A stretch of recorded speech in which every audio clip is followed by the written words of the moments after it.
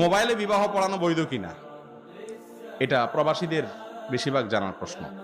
এই যুগে ভিডিও কলের মাধ্যমে মোবাইলে বিবাহ হতে পারে, তবে সেখানে অনেক রকম ফ্রড হওয়ার, ধোঁকা হওয়ার, প্রতারণা হওয়ার সম্ভাবনা, আশঙ্কা একটু হলেও থেকে যায়।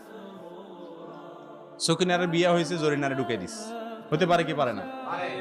তো এই জন্য নিরাপদ পদ্ধতি হলো, ফোকাহে কেরাম সবাই বলেন এই যুগেও, ভিডিও কলের এই যুগেও নিরাপদ পদ্ধতি হলো তাওকিলের পদ্ধতি। তাওকিলের পদ্ধতি বুঝেন? তাওকিলের পদ্ধতি মানে হলো, মনে করেন ছেলে আছে সৌদি আরব, মেয়ে দেশে ঠিক হয়েছে, তো ছেলে দেশে তার ভাইকে, বাপকে, পরিচিত কোনো পুরুষকে উকিল বানাবে। উকিল মানে কি? প্রতিনিধি।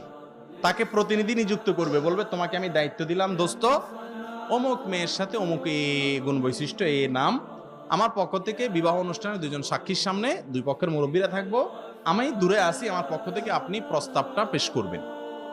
তো তিনি বলবেন যে অমুকের ছেলে অমুক অমুক দেশে আছে, আমার দোস্ত, সে আমাকে প্রতিনিধি বানাইছে, তার পক্ষ থেকে আমি প্রস্তাব করছি বা কবুল করছি, বাস এতে বিয়ে হয়ে যায়। কথা কি বুঝতে পারছি? এখানে সে নিজে নাই, কিন্তু তার প্রতিনিধি সশরীরে আছে, ধোকার সম্ভাবনা একটু কম, নিরাপদ।